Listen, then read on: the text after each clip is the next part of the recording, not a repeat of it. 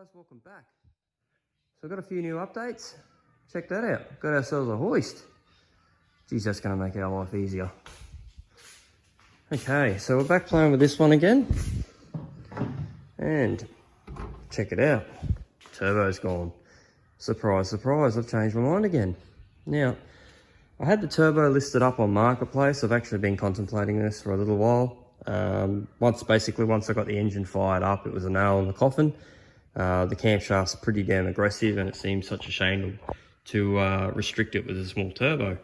So on the Facebook Marketplace it went, and eventually someone come through. Gosh damn, there's a lot of time wasters on Marketplace. I really don't like selling on there, but anyway, what options do we have? So it's off to live out its days on a gold Bellina original turbo, and that gives us the chance to upgrade. So back on the Marketplace we went, and we found ourselves a 6-boost manifold. So this is the T4 version.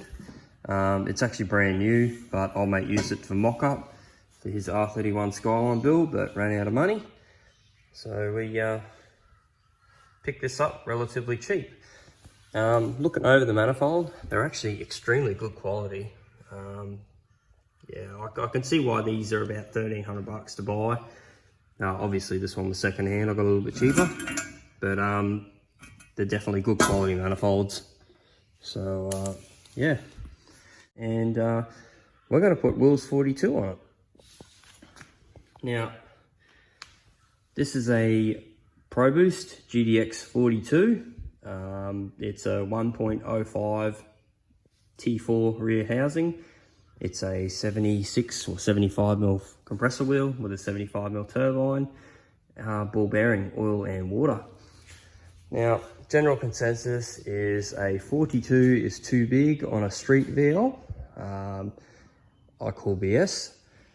We've got a 5500 converter. I guess most wouldn't consider that street. Trans-brake gearbox, depending on where you're from, that may not be considered street. We have a very aggressive camshaft, E85. I think the 42 will come on okay, but hell, we're all going to find out. I'll document everything along the way, and you can decide yourself if you think it's streetable or not. I mean, the white VC, it doesn't really make boost. It doesn't really come on hard until about 4800, and to be honest, I wouldn't really want it coming on any earlier than that. This one here has standard rods. They're resized and prepped and all that jazz, but with rod bolts and a forged Ross piston, but they're still a factory rod. So ideally with a factory rod, you want the turbo to come in later. That way there's less cylinder pressure in the lower RPMs, which is where you bend rods. So the idea is to have a laggier turbo that comes on full steam later in the rev range. So that's what we're going to try. So I'll document it. You guys can decide for yourselves whether you think it's too laggy or not. Worst case, if it's too laggy on the car and I don't like it, well, it'll come off, and we've got to make fab work for Will's car anyway, so we'll just put it all on his and we'll start again. No big deal. It's all a learning curve. So we'll see what happens. So let's kick it off and we'll make a dump pipe.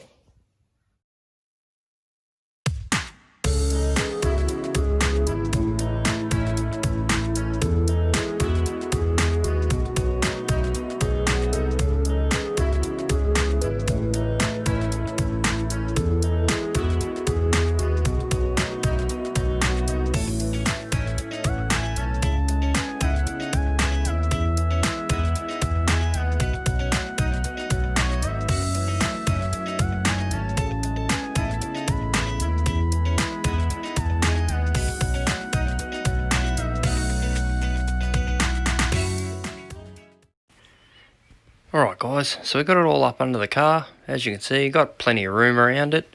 So what we'll do is we'll put the V-band there, and we'll run a 45 under the car, just so the V-band's not dragging down low. Give us plenty of ground clearance, and this is what we've ended up with.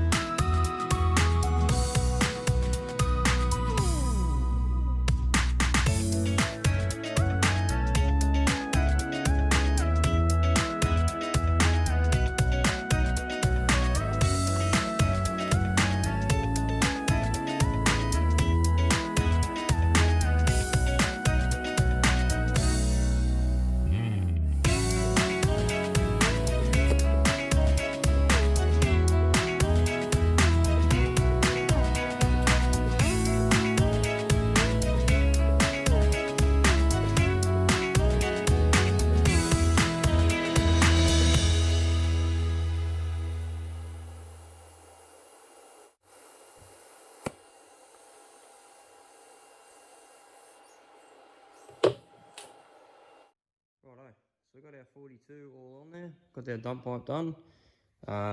We've got a little bit of clearance here. She's close, but still fits. Plenty of room here. We'll put the beanie on because we will run a beanie to see whether everything clears. And here's our dump pipe. A little hard to see, but we've got clearance everywhere. Wastegate's going to be just under here, just under the beanie. So I'll get to that. So we're going to have to cut this off, the flange off, and put probably a 90-degree pipe on it. And we'll just put a silicone bend on it. But, I mean, hell, if it's not fast, geez, at least it looks fast. Cool, we'll keep going.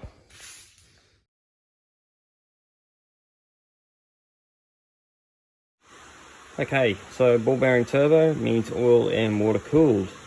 Our next mission will be setting up the water line. So if in my previous videos, I've used these NPT fittings in the block because mine were all corroded.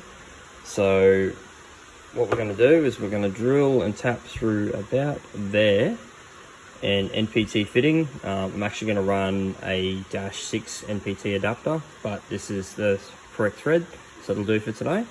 So we'll drill and tap that until I get the fitting, and we'll thread that in there. That'll give us our water line for the turbo, our water feed. So I'll kick that off.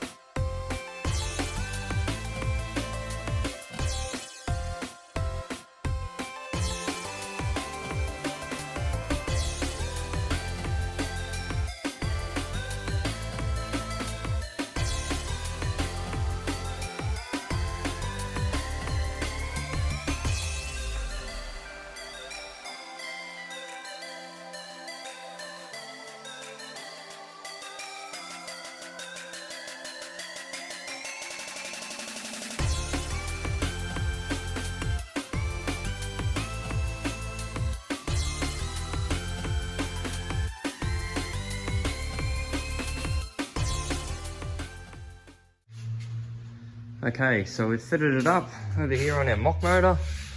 I'm just using this motor at the moment to make oil and water lines. So here's our fitting, drilled and tapped to 1/8 NPT. We've got a 3/8 barb, so you can either push 3/8 hose over it or unscrew it and put a 1/8 NPT to -6 adapter and then a normal fitting with hose. We'll probably end up doing that. I've ordered a heap of fittings, so keen eye will see the R35 core conversion. This is a Golby's kit.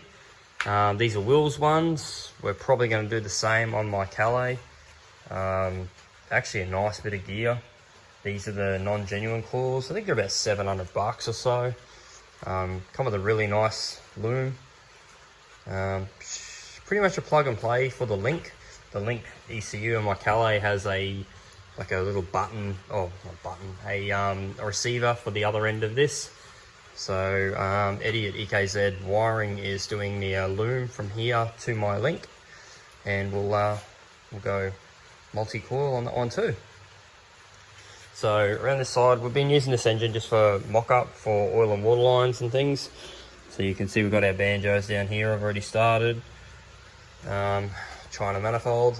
That's about all it's good for, really. So I'm stuck. I'm waiting for fittings at the moment. So I'll probably end this video here and we'll take it back up once I've got fittings, and we'll mount that gate. Still waiting for the gate to get here. So we'll mount all that up, and yeah, next video. All right, guys, catch you later.